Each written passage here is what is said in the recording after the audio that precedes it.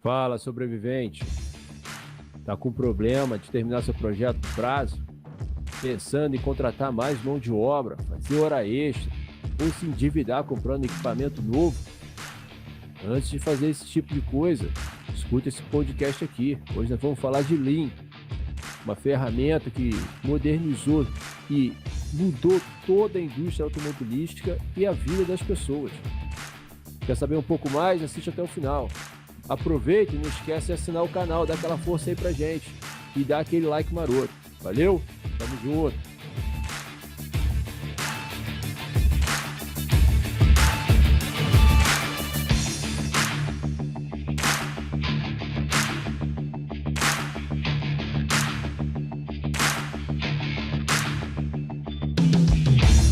Fala, Otávio, mais um podcast.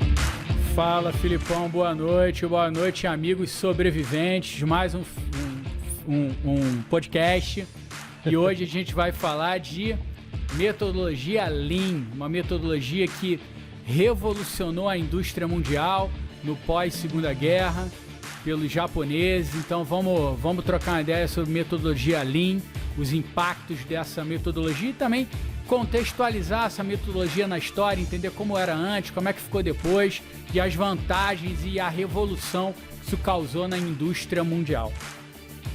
É isso aí, cara. E o Lean, particularmente, eu gosto bastante porque ela faz parte da minha vida, não só profissional, como a vida pessoal. E você explicou bem, o Lean ele começou no Japão, na Toyota, e foi descoberto por 3 pesquisadores americanos, o James Womack, Daniel Jones e Daniel Roos. Felipe, não é assim que se pronuncia o nome deles. Tô pouco me lixando, eles não falam meu nome direito aqui, então não vou ter preocupação nenhuma. São esses 3 aí. Exatamente. Eles escreveram esse livro aqui, ó, A Máquina que Mudou o Mundo. Esse livro, ele introduziu a metodologia Lean no Ocidente, como um todo, não só nos Estados Unidos, como na Europa. Eles tiveram um papel fundamental porque eles trouxeram essa metodologia e foram nas fábricas automobilísticas que estavam tendo problemas de crescimento. Eles empregavam mais pessoas, aumentavam o trabalho de produção em massa e, investia em máquina, investia em hora extra e o resultado não vinha. A qualidade era sempre horrorosa. Tinha várias piadas, aquele carro americano é aquele carro velhão, entendeu? Que a qualidade é horrorosa, mas eu continuo usando porque eu sou americano. Então eles trouxeram essa metodologia tentando melhorar a qualidade das fábricas ocidentais. Eles descobriram essa metodologia implementada na Toyota, foram lá, estudaram, trouxeram e testaram. Testaram tanto em carros populares como em carros de luxo. E o resultado é esse que nós temos hoje. Uma metodologia de produção completamente diferente. Foi um marco na manufatura. E foi acabou sendo exportado não só para outras fábricas de outros setores, como virou uma filosofia de vida. A ideia de ser melhor a cada dia que passa, né? Exatamente. E para a gente entender melhor o impacto na época, né, dessa metodologia, a gente tem que entender um contexto da época. Então, antes da gente falar em Lean, Toyotismo, vamos voltar lá no Fordismo, né? Então, o que Henry Ford pensou na época? Ele criou lá as linhas de produção, né, onde cada etapa da linha de produção tinha profissionais especializados naquela etapa e claro, desde aquela época ele já procurava ter uma linha eficiente e tudo mais, só que por caminhos completamente diferentes em relação ao toyotismo. Então, lá na época de Henry Ford, né, ele tinha até a piadinha, olha, todos os americanos podem comprar carro de todas as cores desde que seja preta, né? Por quê? Porque ele tinha uma linha totalmente otimizada para fazer carros pretos em grande volume, cada trabalhador especializado numa etapa da produção, né? Então, assim, a gente sabe que quando você quando você tem uma linha, um processo industrial voltado para produção em grande volume e acúmulo de estoque, porque naquela época o conceito era acumular estoque. Então a gente sabe que quando você acumula estoque, você, na verdade, é capital parado. E capital parado é custo de oportunidade. O que é o custo de oportunidade? Você está deixando de aplicar esse capital em outros projetos, deixando de minimamente deixar esse dinheiro investido, né? Então, hoje, todas as empresas tentam minimizar o estoque o máximo possível, porque realmente é capital parado. Claro, você tem que minimizar, mas não ao ponto de você desabastecer as prateleiras ou perder vendas porque você não conseguiu controlar o seu estoque. Mas o conceito é o conceito de just in time, o conceito de estoque mínimo. Só que na época não era assim, né? Então, você pega um contexto de Fordismo e outra coisa interessante é o seguinte, eu falei, cada trabalhador era especializado numa etapa do processo produtivo. Ele não tinha visão sistêmica, não tinha visão do todo. Então, se acontecesse alguma coisa com essa etapa, com esses trabalhadores especializados, ninguém conseguia repor a linha. Então, não tinha contingências. No contexto do toyotismo, já ele vê, não, peraí, todo mundo tem que ter visão sistêmica, a linha tem que ser mais flexível, todo mundo vai aprender a operar em diferentes etapas do processo e, na verdade, a gente não vai operar para produzir estoque. Né? O que a gente quer é entender quais são as demandas no mercado e, à medida que há essa demanda de um determinado produto, aí sim a gente vai fazer toda uma gestão do fluxo de matéria-prima, de processo, etc., para tentar entregar o produto dentro dos requisitos de qualidade, de prazo e etc.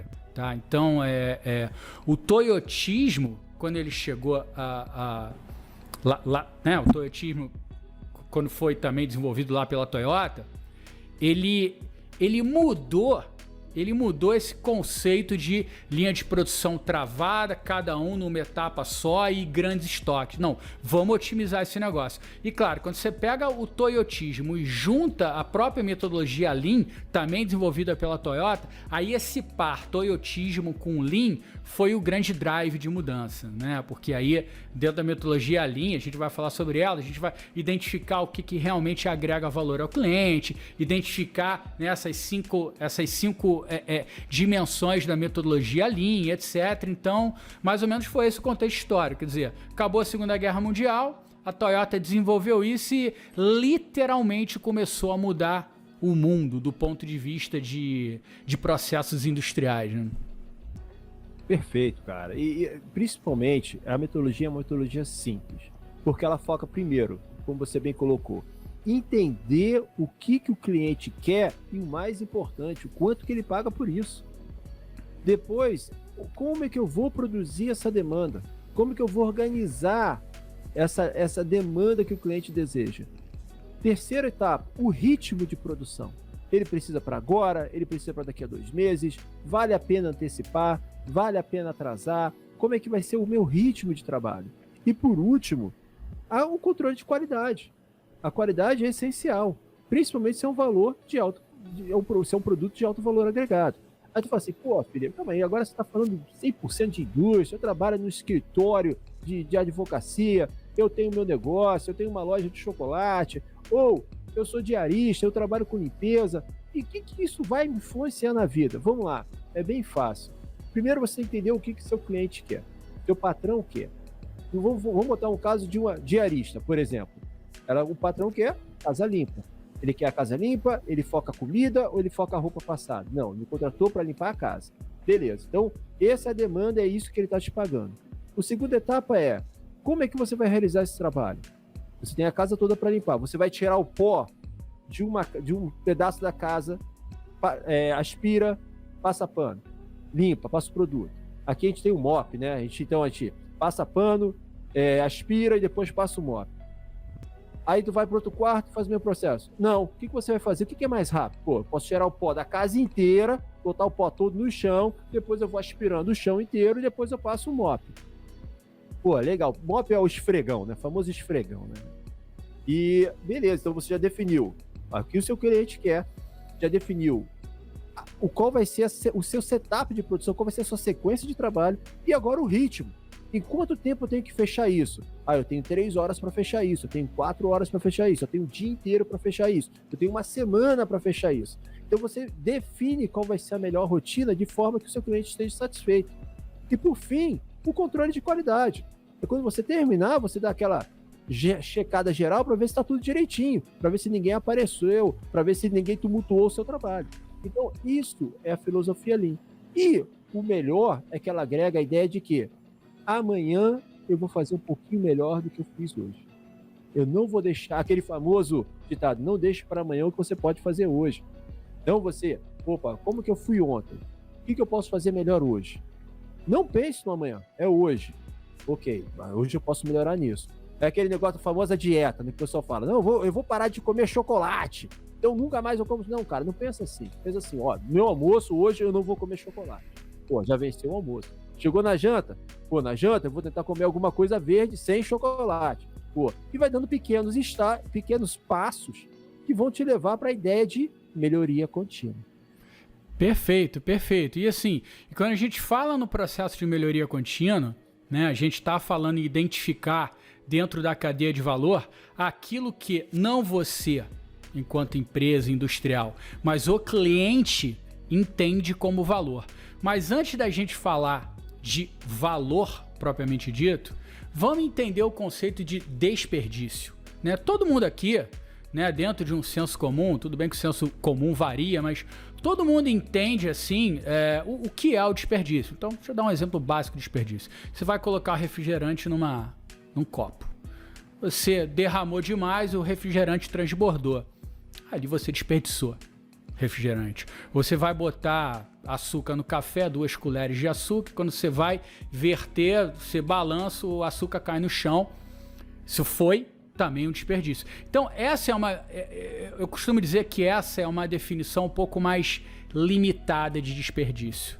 Daqui a pouco eu vou apresentar uma definição mais sofisticada de desperdício, que é ela que vai ser um dos guias para a metodologia Lean, né? Então, a gente tem esse tipo de desperdício. Então, como é que eu faço um link desse exemplo que eu dei no café da manhã para um processo industrial? Então, suponha que você tem um processo industrial qualquer, você tem a etapa lá de corte de chapas. Você tem uma chapa, né? Você vai botar lá numa máquina, num oxicorte, num corte a plasma, etc. Você vai fazer um plano de corte e aí, né, o software ele vai otimizar. Pô, você tem peças com diferentes geometrias. Então, como que é o arranjo das peças nessa chapa de maneira a você conseguir produzir mais peças, maximizando a utilização do material, né? Então, você é uma espécie de um quebra-cabeça, um legozinho, que você vai tentando encaixar o lego para usar todo o material da chapa.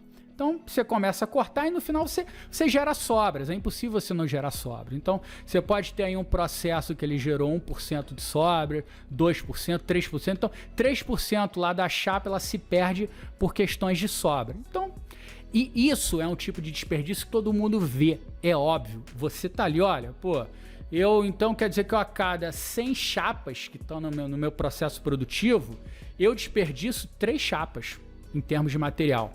Então, isso é um desperdício óbvio, claro, que salta aos olhos. E agora o desperdício que a gente não vê, né? Que é esse o desperdício também que a metodologia Lean procura capturar. Então, suponha que você tenha um produto. Esse produto tem uma série de especificações, né? Uma série de propriedades. Só que 2 ou 3 características desse produto não são valorizadas pelo cliente final. Então você tem lá uma geladeira frost free, com tela touchscreen, etc. E o cliente fala assim, pô, essa tela touchscreen aqui, ó, não sei mexer, me enrolo, sou analógico, isso para mim só atrapalha. Opa! A partir do momento em que você tem uma linha de produção que confere ao longo dessa etapa produtiva características ao seu produto, e quando esse produto chega lá na mão do cliente, ele fala assim, ó, essa característica aqui para mim não agrega valor. Isso é desperdício.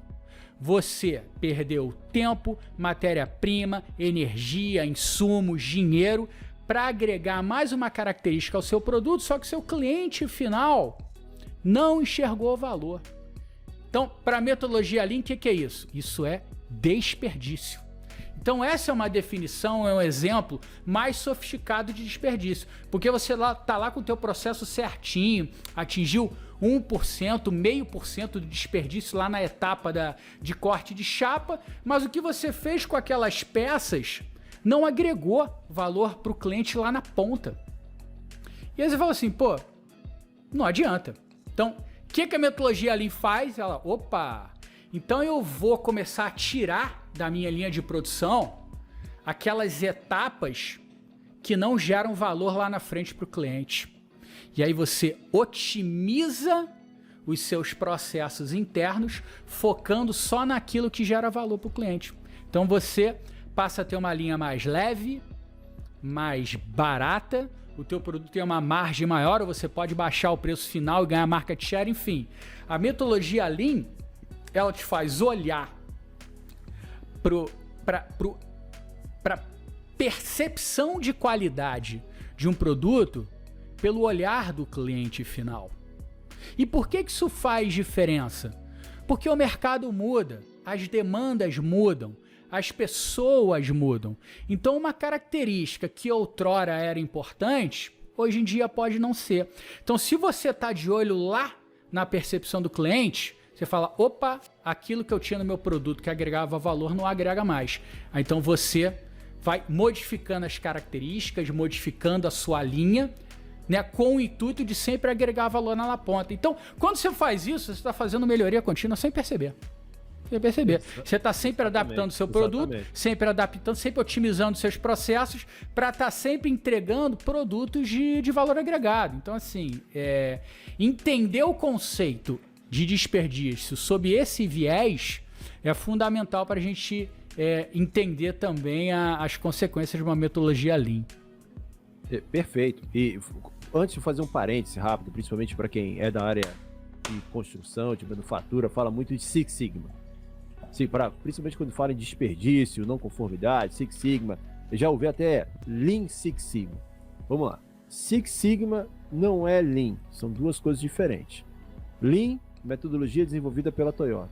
Six Sigma, ela começou nos anos 80 pela Motorola e foi implementada como Six Sigma pela GE nos anos 90. Uma auxilia a outra? Sim. Você pode utilizar o Six Sigma para ajudar a sua filosofia Lean? Sim. Mas isso é um outro assunto e se você sentir interesse, escreve aí nos comentários.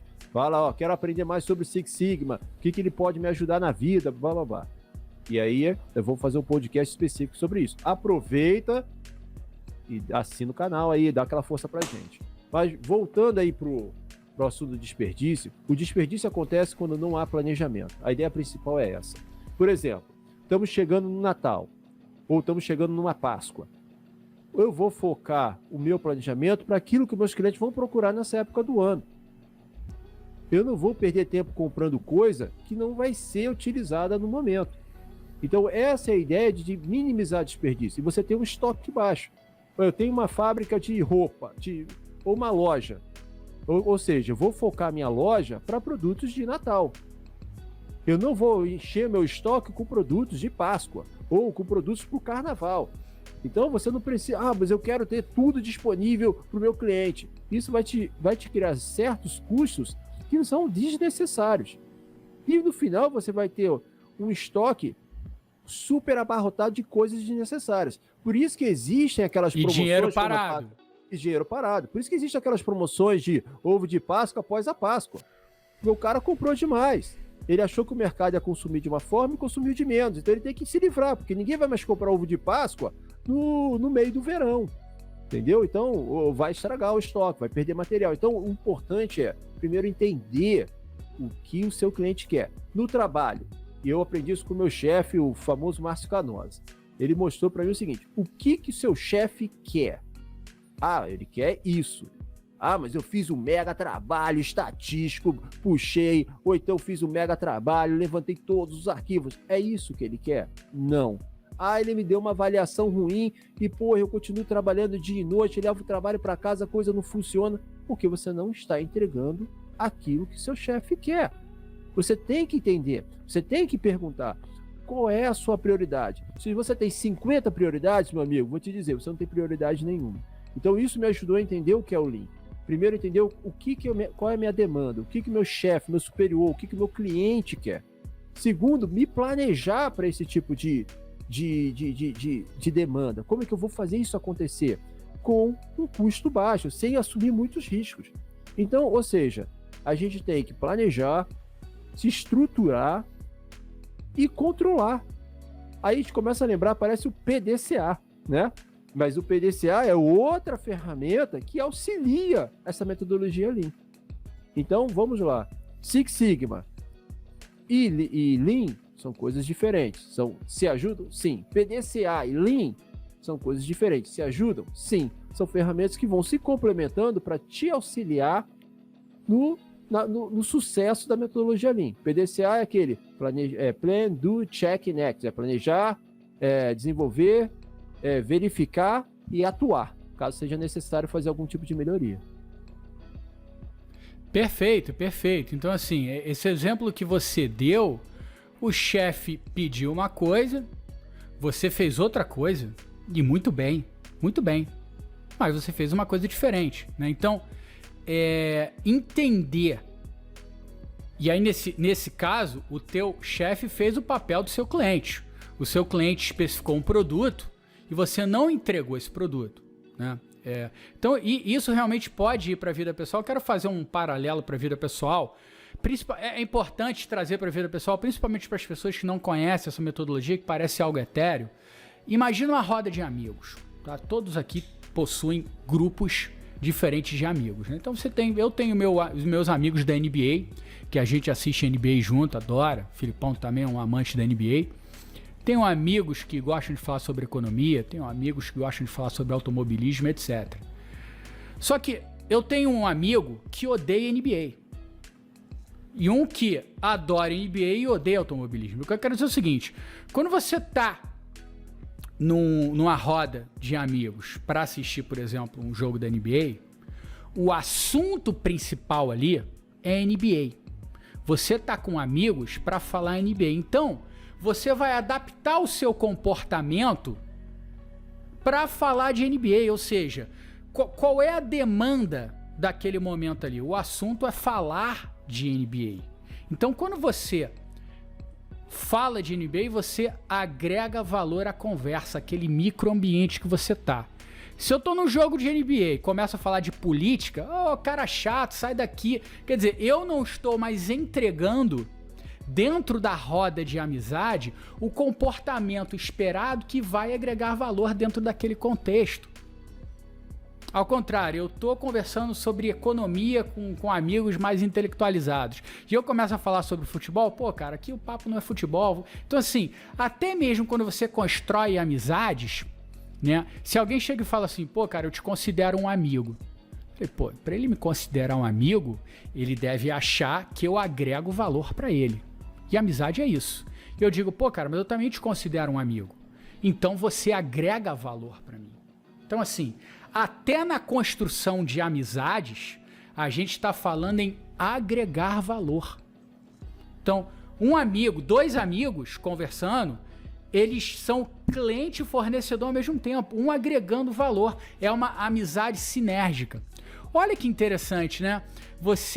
A gente faz uma narrativa de conceito Lean para relacionamento, para um grupo de amigos, para amizade. É super interessante, né? Então, assim, o cara que é chato naquele momento, ele não tá entregando valor na conversa. Ele tá fora das expectativas e dos requisitos necessários naquele subcontexto que ele tá. E pode ser uma coisa importante que ele tenha total domínio, mas tá fora de contexto.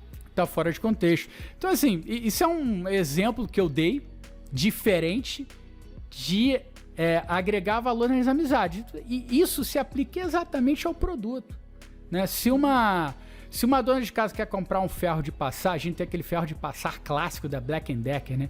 Que vende, cara, que vende igual água. Por quê? Cara, é um botãozinho ali que você girou pra esquerda, pra direita, ligou, desligou, regulou, acabou. Tem ferro de passar com um monte de botão e etc. É bonito, é sofisticado, Mas, cara, pra dona de casa, aquilo é complicação. Ela só quer o botãozinho lá, esquerda, direita, acabou. Ela enxerga muito mais valor agregado num ferro simples quando comparado a um ferro de passar mais complexo, né? Então esse exemplo é bem interessante também. Não, eu não consigo passar roupa com aqueles ferros cheios de botão. Outro dia a gente tava conversando de máquina de café. Irmão, máquina de café tem que ter um botão lá. Pum! Funciona. Bota água, café, pronto. No final eu vou lá e pego. A máquina de café que fala com você, meu irmão, tá doido, cara. Mas é exatamente isso que a gente tem conversado. E você tocou num bom ponto, cara. Todo mundo na roda sabe o que eles estão ali para fazer, qual é o objetivo deles estarem se reunindo. Sim. Sim, senão tu vira um cara chato, pô. Exatamente. O mesmo acontece para a equipe.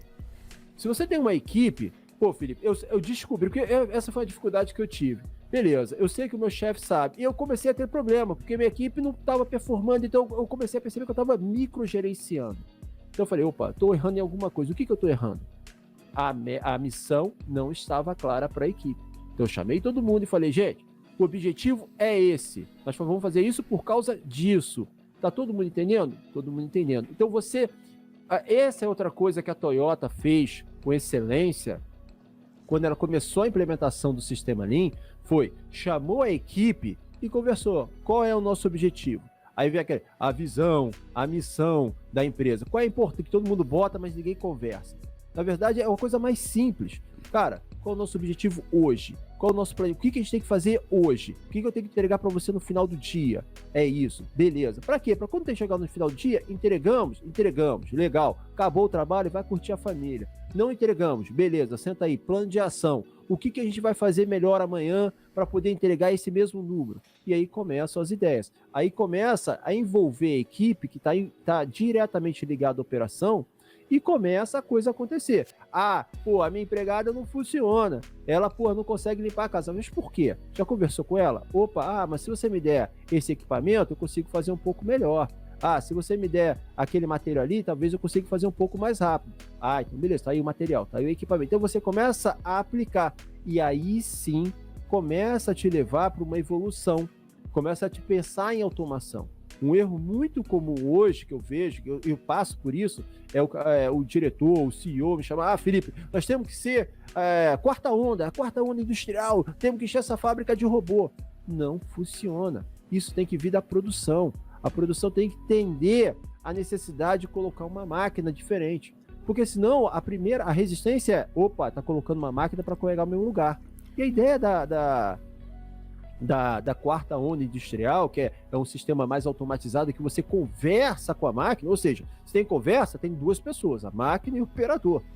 É justamente que a operação chega a essa conclusão e fala, se eu colocar um sistema automatizado aqui, isso aqui pode me ajudar, eu posso entregar isso aqui um pouquinho mais rápido. Vamos botar um robozinho ali. Então você não precisa encher sua fábrica de máquina de solda de última geração, ou daquele robô, ou já sair encher tua casa, aqueles robôs que limpa o chão da casa. Não vai resolver o problema. Entendeu? Então, a primeira coisa é envolver a equipe. Segundo ponto é todo mundo entender o que está fazendo ali. Eu peço para você fazer um teste. Se você tem um problema de ter que, a gente fala aqui, de ser babá do seu time, eles não sabem qual é a missão, eles não sabem o que eles estão fazendo na empresa. Como assim, Felipe? Eu contratei o cara para ser um engenheiro, e ele sabe que engenheiro é engenheiro. Contratei o cara para ser um contador, é para fazer conta. Não, ele tem que entender exatamente o que você precisa naquele dia. Eu sou um advogado, quais são os processos que ele tem que trabalhar? Qual é a lista de prioridade? Isso tem que estar claro para a equipe. Para aí sim você poder cobrar. Para quando? Como? Planeje. Isso se chama planejamento. Depois você define a estratégia, aplica, controla, deu certo? Legal. Deu errado? Legal também. Vamos fazer um plano de ação para o dia seguinte ser um pouquinho melhor. Então você começa um círculo virtuoso. A empresa começa a crescer, a empresa começa a achar o seu caminho. Essa questão que você falou de colocar robôs da indústria 4.0, realmente isso é algo que tem que ter uma mobilização, uma consciência da equipe, tá? Na minha visão, isso é um caminho sem volta. Tem que ter treinamento, tem que ser feita uma transição e tudo mais. E eu vou dar um exemplo. Vamos lá. As linhas de produção atuais, existe aquela eterna luta entre estoque baixo, estoque, né, a meta é estoque zero, just in time mesmo, você ativar a sua compra de matéria-prima, ativar as suas etapas de produção de maneira sequencial, num fluxo controlado, absolutamente sincronizado com as demandas lá na frente. Quer dizer, você tem... o mundo ideal é você vender e depois começar a produzir. Só que quando você vende e depois começa a produzir, você pode não atender a uma das variáveis de agregação de valor, que é o tempo. Você pode, se você esperar vender para depois produzir, você pode atrasar a entrega do produto. Por outro lado, se você produzir para acumular estoque para entregar imediatamente, você vai ter problema de fluxo de caixa e vai ter capital parado. E ainda mais, o teu produto pode encalhar, né? Antes de continuar, eu só quero pegar 2 exemplos extremos. Imagina um desodorante. Cara, desodorante não é um produto tailor-made. Vamos primeiro pro produto tailor-made. Você quer fazer seu terno num alfaiate. Cara, você vai fazer o terno no alfaiate, você não vai ter o produto à pronta entrega. Pronto, isso é elementar. Por quê? Você fez uma série de especificações de um terno para você e aquele terno vai ser fabricado para você. Então você passa a especificação, paga e depois ele começa a produzir.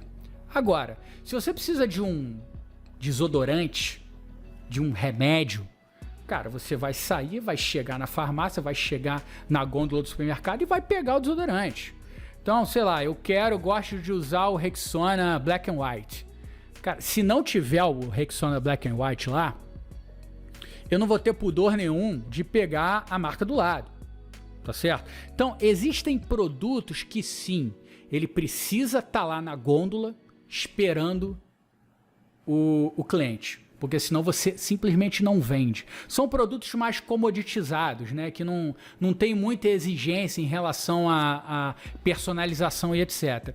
Por um outro lado, lá o terno de um alfaiate é o contrário, né? Claro, eu posso querer comprar um terno numa Vila Romana, chego lá, né? Terno M, G, GG, escolho lá o que caiu melhor. Tá ouvindo, Filipão? Alô? Acho que deu. Tá tendo uma tempestade aqui agora, cara, e deu uma interferência aqui na internet. Tá. Não, acho que essa parte eu tava falando, como eu tô gravando daqui, realmente a tua imagem ficou um pouco chuviscada, mas tranquilo, capturou o meu áudio aqui bem. E o teu áudio tá voltando bem. Tá, voltou. Acho que agora melhorou. Voltou. Tá melhor agora. Tá bom. Deixa eu ver como é que tá. Tá me ouvindo aí bem? Tô ouvindo bem. Então, o que eu quero dizer é o seguinte, quando você tem lá um desodorante, um produto mais comoditizado, você meio que não tá agregando valor pro cliente. É aquilo lá e ponto. O cliente tá lá, ele compra ou não compra, tá certo? Agora, o mundo ideal é você juntar os dois, né? É você ter a responsividade de uma cadeia de suprimentos de um produto mais comoditizado que ele tá disponível na prateleira, o cliente vai lá e pega. E também dá um viés de personalização agregando valor específico pro produto. Então, tipicamente é um cliente que vai comprar um carro e ele fala assim, poxa, gostei muito desse carro, mas ele é 2.0, eu não gosto de correr, 1.0 para mim atende. Então, poxa, põe o motor 1.0 e baixa o preço para mim que vai agregar valor. E outro, gostei muito do carro, mas 1.0 não é legal, eu gosto de 2.0. Então, você pega uma linha de produção que tem que começar a ter variações, né? Várias cores, motorização diferente, um pacote de segurança maior, o outro não. Então, assim, quando você começa a variar a linha e variar as características do produto de acordo com um grupo de clientes, a coisa vai ficando mais complexa, né? Você tenderia a perder essa responsabilidade de entregar cada vez mais rápido. Aí entra a indústria 4.0, conectada lá na frente, entendendo as demandas do cliente, todo o fluxo muito bem mapeado, muito bem conectado, automatização, de maneira a você poder rapidamente flexibilizar a sua linha, fazendo pequenas variações no seu produto, agregando valor pontualmente para fazer vendas um pouco diferentes, sem prejudicar o seu fluxo como um todo. Então, assim, países... cadeias de suprimento que estão focadas nessa indústria 4.0, elas vão ter cada vez mais a capacidade de adaptar o seu produto, agregar valor por uma venda com uma rápida responsividade. Então o cliente ele vai poder escolher, personalizar e receber rapidamente. Poxa, então uma indústria nacional que chega nesse nível de eficiência, que você está agregando valor, tá vendendo rápido, etc., isso faz toda a diferença, né? Sem falar que em termos de qualidade, de previsibilidade em relação à confiança do produto, que não vai quebrar, garantias e tudo mais, né? Então, eu só vejo vantagem, mas o que eu tenho observado é esse fenômeno, cara. Você vai cada vez mais personificando esse produto, né? Personalizando e tentando entregar cada vez mais rápido com estoques cada vez menores. Então, é fundamental que você tenha tecnologia e um fluxo muito bem controlado para você controlar esse processo. Perfeito, cara. E a pergunta que vem, que foi a pergunta que eu fiz, assim, como eu faço isso, minha equipe entender essa ideia? Porque papel e PowerPoint aceita tudo, meu irmão. E falar é fácil. Até falar aqui que é fácil de fazer, não é. É bastante trabalho, exige bastante disciplina. Mas uma coisa que ajuda são 2 assuntos que nós já comentamos nos nossos podcasts anteriores. Vai aparecer aí nos comentários, o link vai estar nos comentários, vai aparecer aqui em cima o linkzinho para esses vídeos. O primeiro é meritocracia. É você ter um time que entende a importância e a necessidade de fazer isso e é recompensado pelos bons resultados. Esse é o primeiro ponto. Você tem um time campeão, um time que dê resultado e que receba algo em troca por esse resultado. Você não nivela todo mundo por baixo, você nivela o time por cima. O segundo ponto é o das janelas quebradas. É você atacar os pequenos defeitos, encontrar os pontos de melhoria, não deixar para amanhã o que você pode fazer hoje. Então, essas 2 ações juntas, olha como toda essa coisa vai se juntando para criar a ideia final. Então, não existe fórmula mágica. Esses caras que aparecem, meu irmão, bota o Six Sigma que resolve. Já tive chefe assim e, poxa, não funciona. Bota essa ferramenta, é só botar o 5S, tudo se resolve. E aí me lembra outro ponto. Você tem uma fábrica organizada, que aí vai ao encontro das janelas quebradas, limpa, onde todo mundo entende o objetivo, entende as metas diárias, entende as metas semanais, estão envolvidas na empresa, a coisa do Lean vai acontecendo devagar. Por quê? Porque eles vão dando ideias, eles vão dando sugestões, vão sendo premiados, vão sendo motivados. Felipe, mas aí se eu ficar gastando dinheiro pro cara, às vezes faz um café da manhã com a equipe. Aqui a gente tem o Pizza Time. Batemos uma meta, entregamos no prazo, compra pizza, cara. Bota todo mundo para comer junto. A empresa tá pagando? Não, eu pago do meu bolso, cara. É a pizza. Entendeu? Esse é o teu papel como gestor. Então, você integrar a sua equipe, todo mundo tá com a meta clara, participar do planejamento e direcionar para o seu objetivo principal é rápido. E como o Otávio bem colocou, o mercado cada vez fica mais exigente com relação à tecnologia, à inovação e com relação à entrega. Então, se você não estiver atento, próximo do seu mercado consumidor e próximo da sua operação, a chance de fracasso, a chance de você continuar levando trabalho para casa e deixando de lado sua família é muito grande. Então, agora é a hora de quê? Adotar essa metodologia, adotar essa filosofia, alguns já chamam até de filosofia ali na sua vida, para que você consiga transmitir isso para os seus funcionários e achar assim, qual é a melhor ferramenta. Pode ser um PDCA, pode ser um 5S, pode ser um Six Sigma. Não importa, mas qual é a que melhor casa para a sua equipe. Beleza? Perfeito. Aí, né, Otávio? Não, assim, eu tenho um exemplo aqui de um churrasco, acho que vale a pena, né? Todo mundo já teve a experiência de fazer churrasco com os amigos, né? Então, você fala assim, quantos vão no churrasco? Não, vão 10 pessoas, 5 homens e 5 mulheres. Então, 5 homens e 5 mulheres, 300 gramas de carne, vou comprar refrigerante, cerveja. Não, mas tem gente que não bebe. Não, beleza, então vou comprar menos cerveja. Mas o outro que bebe por 3. Não, então vou comprar mais cerveja. Não, mas dos 10, 8 confirmaram, 2 não sabem, então vou comprar um pouco menos de carne. Já perceberam a dificuldade que é para fazer um simples churrasco, de você dimensionar um churrasco? Quanto e não você compra de carne? Dinheiro. E não desperdiçar, porque assim, se você comprar muita carne, vai sobrar. Você desperdiçou dinheiro, vai todo mundo ficar chateado. Peraí, a gente fez um churrasco, saiu mais caro. Agora, se você comprar de menos, vai acabar a carne no meio do churrasco, vai ser uma vergonha. É como se você vendesse um produto para o cliente e não tivesse entregue esse produto, né? Aí você, beleza, fiz lá minhas contingências, comprei a carne, comprei cerveja, pão de queijo, comprei queijo coalho, tá lá, pão de alho. E aí você vai começar o churrasco 2 horas da tarde. O churrasco começa 2 horas da tarde.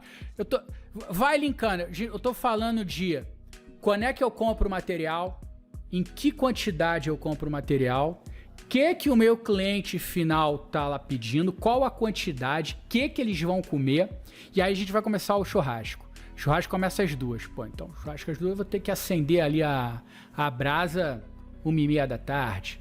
Ah, mas quem que vai chegar primeiro? Pô, vai chegar o cara que come picanha. Só que o cara que come carne de porco vai chegar só às 3 da tarde. Então, peraí, então eu vou botar a picanha primeiro, depois eu vou botar a carne de porco. Você vai ativando os seus processos com um time do consumo lá na frente, à medida que as pessoas vão chegando. Então, cara, olha só que interessante. Você que tá fazendo churrasco pros amigos... Cara, você faz isso tudo intuitivamente sem perceber. E aí tu pega esse negócio e joga para uma escala industrial. Pega uma siderurgia. Pega uma fábrica de automóveis, né? É justamente isso. Você tem lá na ponta o mercado demandando e você vai ter que ativar esse negócio de maneira sincronizada, né? De maneira controlando todos os processos para no final você entregar o produto com qualidade e sem desperdício, né? Sem acumular estoque. E aí no final de tudo, né, você fez o churrasco, tu vai servir... tem gente que vai querer carne bem passada, carne mal passada. Pô, pra fulano eu vou segurar aqui a carne um pouco mais no fogo. Pra Beltrano eu vou soltar mais rápido porque ele quer. Então no final tu faz isso tudo, a galera come, no final tá sem sal e brigam com você. Essa é a verdade. Mas fazer churrasco com os amigos é legal. Então, assim... É bem interessante, né? Você, para várias atividades de mundana, você pode fazer um link facilmente com essa metodologia, né? Então, para quem nunca ouviu falar, esse exemplo do churrasco eu acho que ajuda a entender um pouco, né? E, cara, quer quebrar o churrasqueiro, ou quer quebrar a pessoa que tá fazendo a comida, o almoço, a janta, traz uma pessoa que não tava na lista, meu irmão. É isso aí. O mundo acaba, porque quebrou o planejamento, cara. Não tava no planejado, entendeu? Não, exatamente.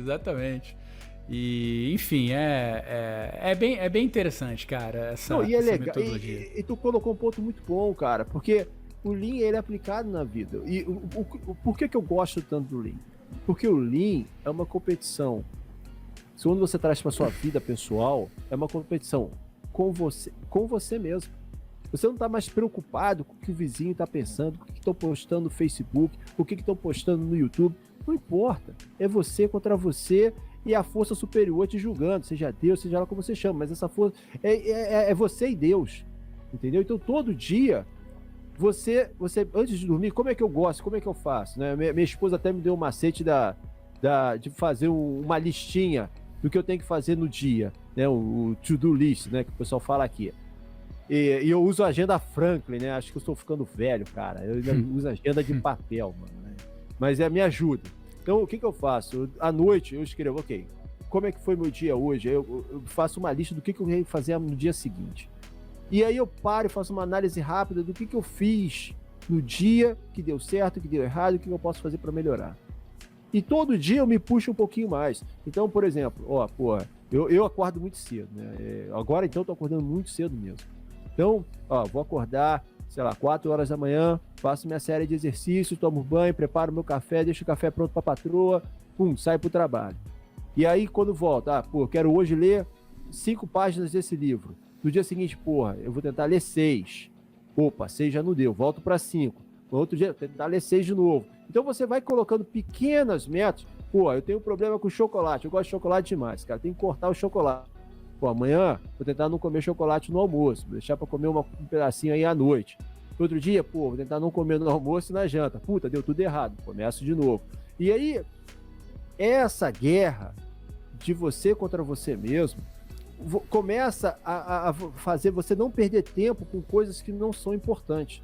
Hoje eu queria brincar com a minha filha, hoje eu não consegui brincar com a minha filha, hoje eu não consegui ler o livro que eu tinha que ler com a minha filha, hoje eu não consegui treinar vôlei com a minha filha. Então eu vou botando, amanhã eu tenho que me organizar. Por quê? Porque eu fiquei no celular vendo notícia de política. Então beleza, amanhã eu não vou ver notícia de política e vou me concentrar em dar atenção para minha filha, beleza. Hoje, eu tinha que arrumar certa coisa aqui em casa, não consegui arrumar porque eu fiquei perdendo tempo vendo o que estava acontecendo no Facebook e no YouTube. Amanhã já não vou perder tempo, tenho que consertar essa parada. Então você começa a fazer uma competição e a sua qualidade de vida vai melhorando. Porque são pequenas, não é aquele plano que você faz no final do ano. Ah, no final do ano eu quero estar 50 quilos mais magro, eu quero estar o Arnold Schwarzenegger. Pô, meu irmão, não, linha um dia de cada vez, é um passo por vez. E você começa, então você não estressa. Metas intermediárias, comemorar as metas. Exatamente. Você não estressa, você não se estressa, você não estressa sua família, você não estressa seus funcionários, você não estressa quem te serve. Por quê? Primeiro que é você contra você. Opa, a equipe não entregou esse prazo. Onde que eu errei? Qual é o meu 50% de culpa da equipe não ter entregue? Porque, meu amigo, a má notícia é a seguinte: se você é gerente e os caras não estão performando, arte da guerra. A culpa é do gerente, meu amigo.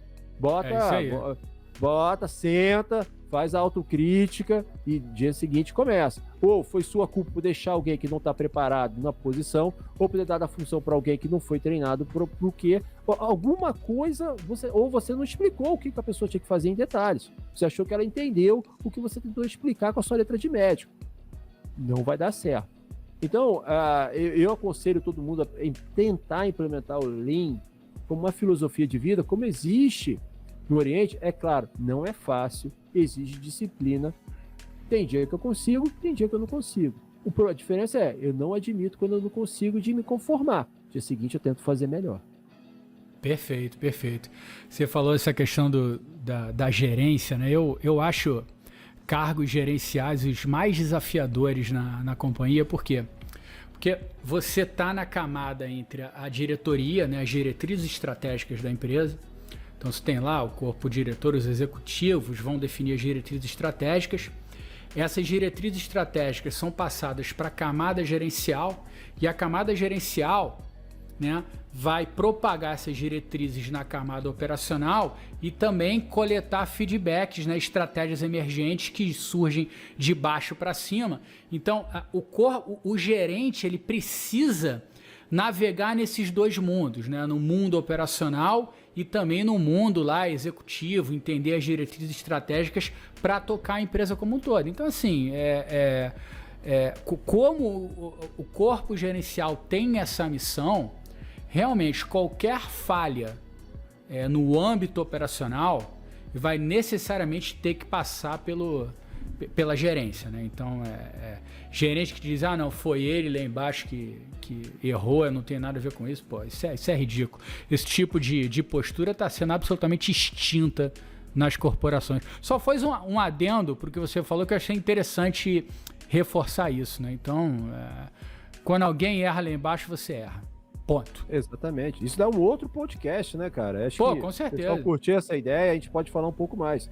Que tem um livro muito bom, que é Extreme Ownership, que é extrema, como assuma a responsabilidade de forma extrema, radical, que a sua vida muda. E faz todo sentido. Você como gestor, cara, a gente vai voltar isso no podcast futuro, faz toda a diferença. Outro ponto, cara, que eu queria comentar com vocês, é ter muito cuidado quando procurar sobre o Lean. Existem milhares de artigos, milhares de vídeos do YouTube falando sobre o Lean, tentando explicar o que é o Lean. Cara, o que eu recomendo para todo mundo é o seguinte: quando você quer saber sobre uma ferramenta, quando você quer saber sobre uma metodologia, ou uma filosofia, ou uma religião, vá para a origem. Então, esse livro aqui, mais uma vez, A Máquina que Mudou o Mundo, é o marco zero. É um livro legal de ler? Não, é muito chato. Eu vou fazer uma resenha aí, a gente vai fazer uma resenha aí do livro, mas, cara, te faz entender o que é o Lean, entendeu? A partir daí, você consegue ver outros conteúdos, seja de YouTube, seja de artigo de revista técnica, e falar, pô, o que esse cara tá falando aqui não é bem assim. Não é Lean, é uma ferramenta. Então, porque a falta de criatividade de surgirem novas ferramentas acaba motivando algumas pessoas a usar terminologias diferentes ou misturar a coisa para parecer que é uma coisa nova, e não é. Então, tome cuidado, leia, procure sempre a origem da informação que você quer, para aí sim, daí você partir para outras ideias e tentar implementá-las de uma melhor forma na sua empresa, na sua vida. Exatamente. Então, mal-estar, né? E mais um adendo, né? Hoje em dia, a geração de informação no mundo nunca foi tão grande, né? e ela cresce de maneira exponencial. Então, garimpar informação é fundamental. Então, o mundo gera em 1 minuto, 1 segundo, uma quantidade de informação que você não seria capaz de consumir numa vida inteira.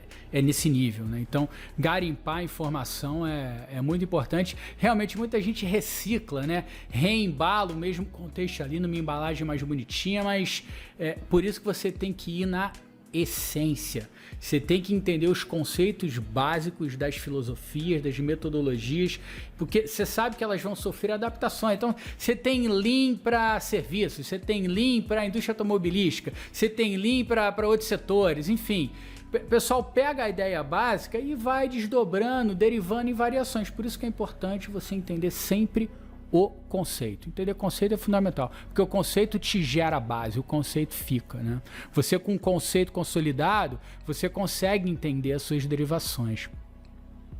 E sabe aplicá-lo, entendeu? Porque o grande problema hoje das grandes ferramentas, e por isso que elas estão sumindo hoje, é porque existe uma série de especialistas para tudo. Muito cuidado com o cara que sabe tudo, e no fundo ele não sabe nada, entendeu? Então, tente você entender, antes de partir para uma consultoria, mais uma vez, não tem nada contra consultoria, mas antes de partir para uma consultoria, faça uma autocrítica, converse com a sua equipe, veja onde você está errando. Ah, Felipe, às vezes é bom ter uma pessoa de fora ajudando. Concordo, se chegou nesse ponto que você não está conseguindo identificar mais, aí sim uma consultoria é útil, vai agregar valor. Mas de cara já botar uma consultoria porque você quer fazer algo diferente, sem consultar as pessoas da sua equipe, você pode criar uma frustração absurda. Porque dependendo da sua equipe, tem um cara que, sabe demais desse assunto que você quer implementar. Você simplesmente não perguntou para ele, entendeu?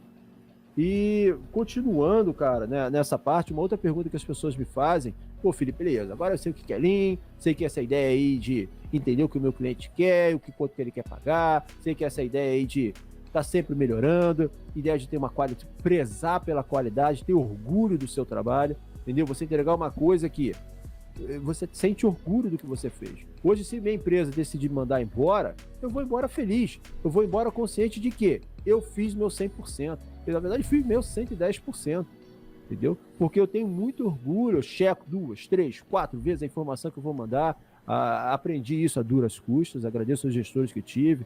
Um é o Carlos Cronenberg, que sempre focou muito isso comigo, o Carlos Maurício e outros, o Paulo Valado, bons gestores que eu tive. E o outro ponto que também que é muito importante é como que eu vou entender se eu estou indo no caminho certo. Aí a gente cria os indicadores. Aí tu fala, Felipe, indicador, cara, aí vem negócio de matemática.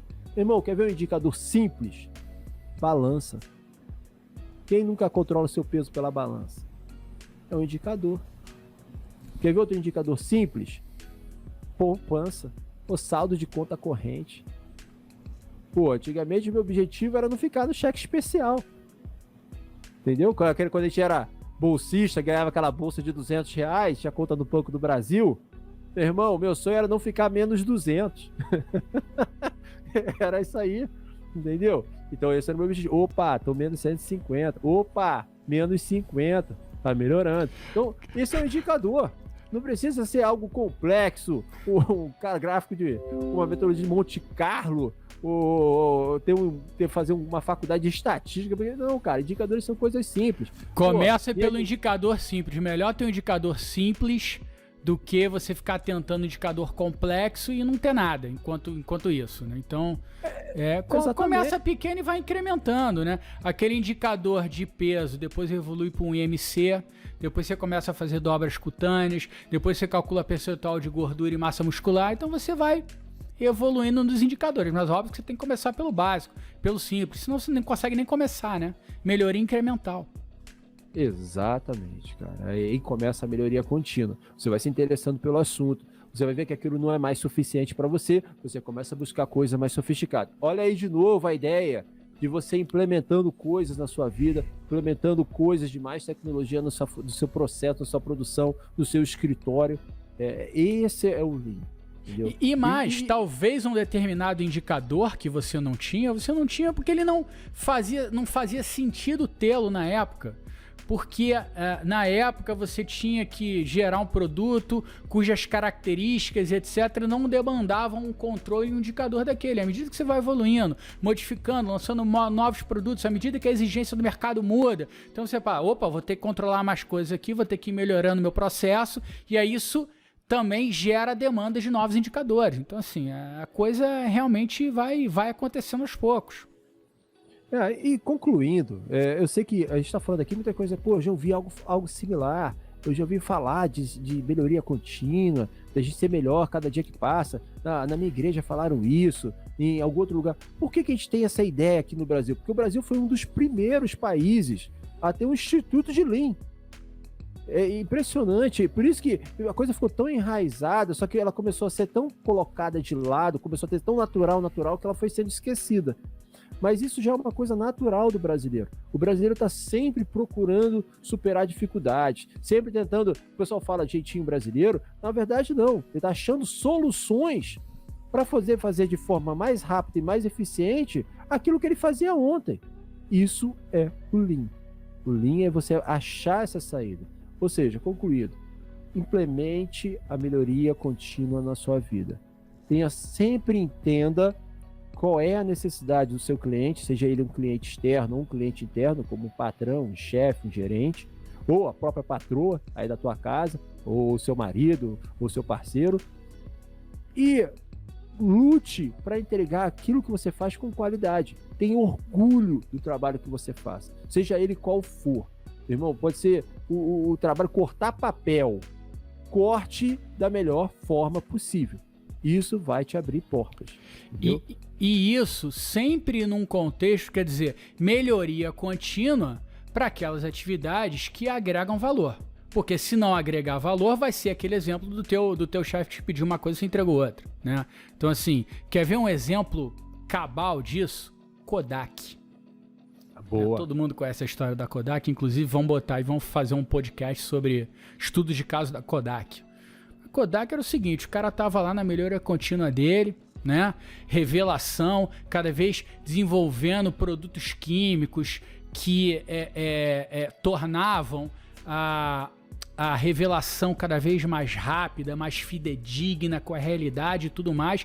Estão lá melhorando, né, a composição química do filme cada vez mais. Enquanto isso, está passando um elefante, uma manada de elefante na frente da Kodak, que são as câmeras digitais, essa disrupção tecnológica. Sony viu, Canon viu e a Kodak não viu. Mas estava lá, né?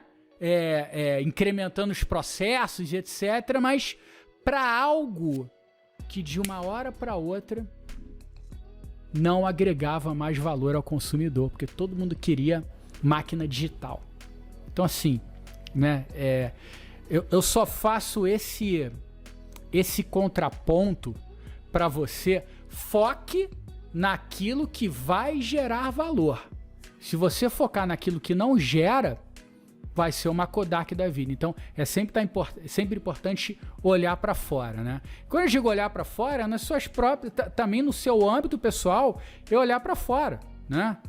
Que você tem que fazer, para ter uma saúde boa, para ter uma boa alimentação e tudo mais. Então, às vezes você fica muito focado numa coisa e passa a manada de elefante e você não viu, como aconteceu com a Kodak. Então, só queria fazer esse contraponto. Sempre focando naquilo que agrega valor. Exatamente, cara. E se você não está entendendo o que está te agregando, o que agrega valor, pergunte, pesquise, entendeu? Meu chefe não gosta de mim. Senta e conversa com ele antes que ele venha conversar com você. Ele te deu uma determinada tarefa, você não sabe? Pergunte.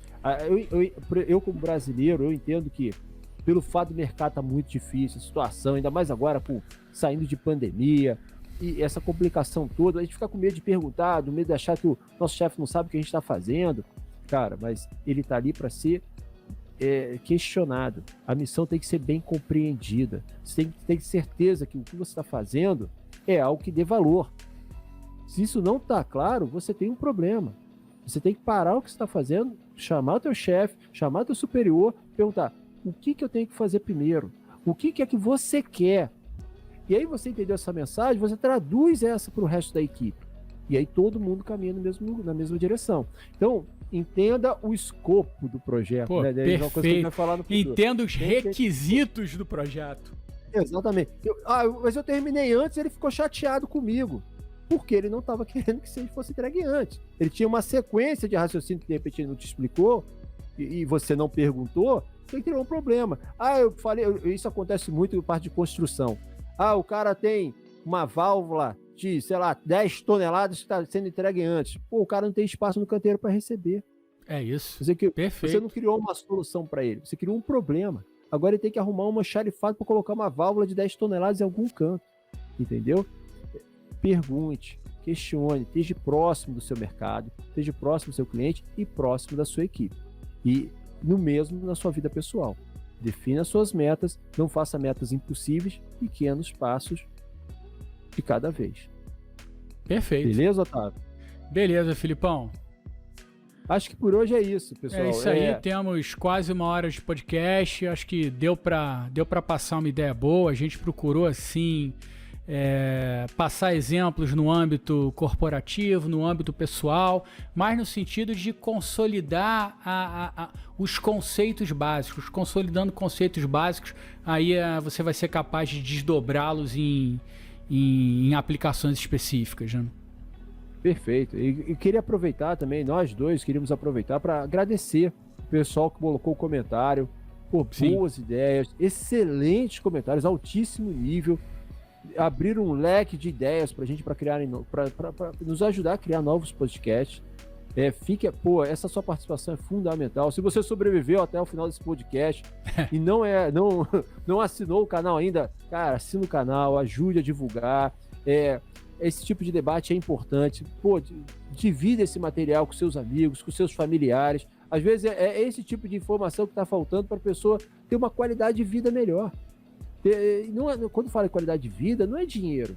Mas se você for um pouco organizado e as coisas andarem, caminharem, isso já dá uma qualidade de vida melhor. Você chegar em casa e poder dar atenção para sua família ou para o seu hobby e voltar para o dia seguinte do trabalho renovado, cara, isso não tem preço. Então, às vezes, esses pequenos comentários que hoje vêm sido cada vez mais discutidos, têm sido menos debatidos, é importante que a gente traga isso à tona e converse um pouco mais sobre isso. Beleza, minha Perfeito. Beleza, Filipão. É isso. Meus amigos, meus sobreviventes, novamente, muito obrigado. E brevemente a gente entra aí com novos temas, ponha seu comentário e vamos trocando ideia. Eu gosto de reiterar isso. Eu tenho meu emprego regular, Filipão tem o emprego dele regular, a gente está aqui por amor, para trocar ideia, para debater, né? Para tentar abrir a mente, absorver ideias. Então, vamos com tudo. Fique absolutamente à vontade para colocar ideias, para criticar. E estamos aqui para isso, para conversar. É isso aí, assine o canal, siga a gente no Instagram, siga a gente no Twitter para receber novidades, informações, trocar ideia, dar opinião. Estamos nas plataformas, vai estar aí nos comentários, na descrição aqui do canal vão estar todas essas informações. Quer mandar um e-mail para a gente, mandar sugestão de tema, quer que a gente vá conversar, quer apoio em algum tipo de projeto, liga aí para a gente, entre em contato com a gente, manda um e-mail, estamos abertos aí para ajudar. A ideia o Otávio colocou muito bem. Beleza, Otávio? Sobrevivemos mais uma semana, hein? Beleza, Filipão. Tamo juntos, meu amigo. Grande abraço. Até a próxima. Tamo junto. Valeu. Tchau, tchau. Tchau, tchau.